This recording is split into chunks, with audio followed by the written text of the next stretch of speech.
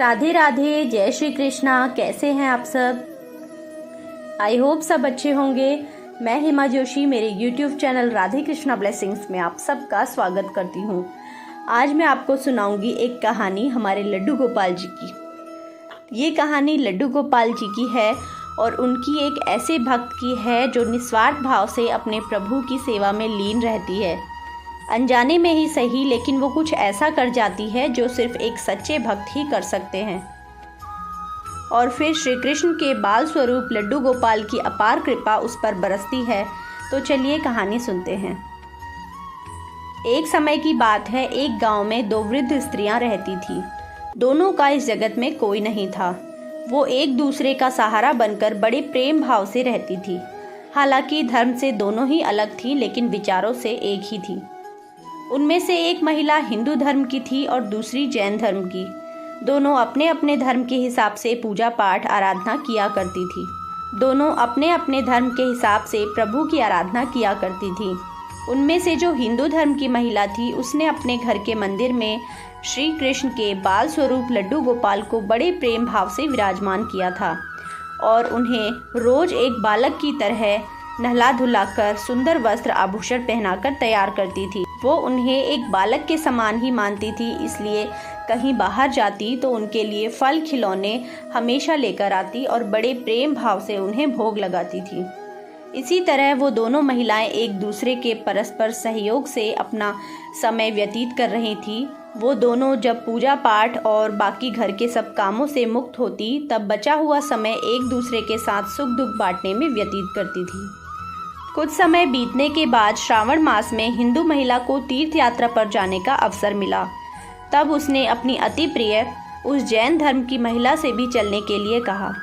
क्योंकि वृद्धावस्था अधिक होने के कारण वह चलने फिरने में थोड़ी असमर्थ थी, इसलिए उसने जाने से मना कर दिया और कहा कि मुझे चलने फिरने में परेशानी होगी, इसी कारण तुम्हें भी तीर्थ यात्रा में विघ्न रहेगा। तब वो हिंदू महिला उदास मन से तीर्थ यात्रा पर अकेले ही जाने के लिए तैयार हो गई और जाते वक्त उसने उस जैन महिला से कहा, सखी, मैं 1 माह के लिए तीर्थ यात्रा पर जा रही हूँ। मेरे आराध्य श्री कृष्णा बाल स्वरूप लड्डू गोपाल का ध्यान रखना। इन्हें बिल्कुल एक बालक की तरह ही स्नेह देना। प्रतिदिन स्नान आदि कराकर सुंदर वस्त्र आभूषण धारण करवाना और उन्हें भोग लगाना। उस जैन महिला ने सब बातें सुनी और बोली कि हाँ सखी, तुम चिंता मुक्त होकर तीर्थ यात्रा पर जाओ और मैं तुम्हारे लड्डू गोपाल का भली भांति से ध्यान रखूंगी। इतना सब बातें बताकर वह महिला तीर्थ यात्रा को निकल गई और जैन महिला ने सारा कार्यभार अपने सानिध्य में लिया और बड़े उत्साह और उमंग के साथ सुबह उठकर खुद नित्य कर्म से निवृत्त होकर लड्डू गोपाल के स्नान की तैयारी में लग गई। उसके बाद जब वो लड्डू गोपाल को नहलाने लगी तो उस महिला की नज़र लड्डू गोपाल की पाँव की तरफ पड़ी तो वो दंग रह गई, क्योंकि उनके पाँव मुड़े हुए थे। उसे लगा कि ये उसकी वजह से हुआ है कि उनके पाँव टेढ़े हो गए हैं। इसका मुख्य कारण ये था कि उस महिला ने जब भी लड्डू गोपाल को देखा था, वस्त्रों और आभूषणों में सुसज्जित देखा था। वो इस बात से अनभिज्ञ थी कि लड्डू गोपाल घुटनों के बल बैठे हुए थे। उनका बाल स्वरूप ऐसा ही होता है। वो बहुत परेशान हो गई और सोचने लगी कि मैं अपनी सखी से क्या कहूँगी। उसने इतने विश्वास के साथ मुझे जिम्मेदारी दी थी और मैंने लड्डू गोपाल की देखभाल सही से नहीं की। ये सब सोचकर वो चिंता में पड़ गई। तब उसे याद आया कि उसकी सखी ने कहा था कि लड्डू गोपाल सिर्फ एक प्रतिमा नहीं बल्कि एक जीवित है। बस फिर क्या था, उसने निश्चय किया कि दिन प्रतिदिन उनके पैरों की मालिश करेगी और वह एक दिन में कई बार ऐसा करने लगी। और जैसा कि कृष्ण का स्वभाव है, वो है ही इतने कृपालु दया निधान। उस वृद्ध महिला की इस नादान भक्ति से वशीभूत होकर उन्होंने उस पर अपनी अपार कृपा लुटा दी और एक दिन वह महिला रोज की भांति प्रातःकाल उठकर लड्डू गोपाल को नहलाने का प्रबंध कर रही थी कि उसकी नज़र उनके पैरों पर पड़ी। उसने देखा कि लड्डू गोपाल के पैर ठीक हो गए हैं और ये सब देखकर वह वृद्ध महिला बड़ी खुश हुई, फूली न समाई और ये सारा वृत्तांत सुनाने के लिए अपनी सखी का बेसब्री से इंतजार करने लगी। कुछ समय बाद जब हिंदू धर्म की महिला तीर्थ यात्रा पूर्ण करके वापस आई तो सबसे पहले वो अपने लड्डू गोपाल के दर्शन को ललाहित थी और जैसे ही उसने लड्डू गोपाल को देखा तो आश्चर्य में पड़ गई।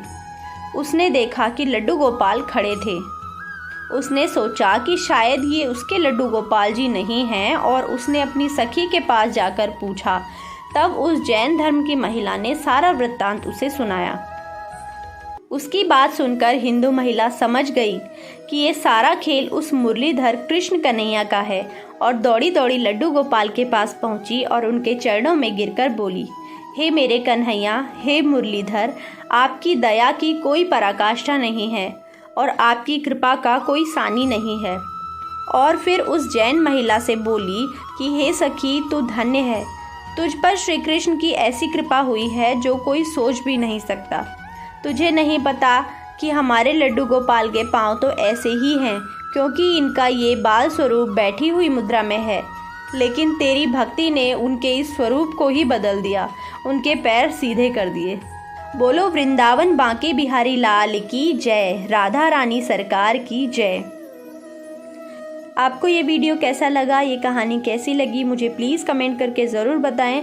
वीडियो अगर अच्छा लगा तो इसे प्लीज़ आगे भी ज़रूर शेयर करें और जो चैनल पे नए हैं प्लीज़ चैनल को सब्सक्राइब कर लें। मिलते हैं नेक्स्ट वीडियो में। धन्यवाद। हरे कृष्णा, राधे राधे।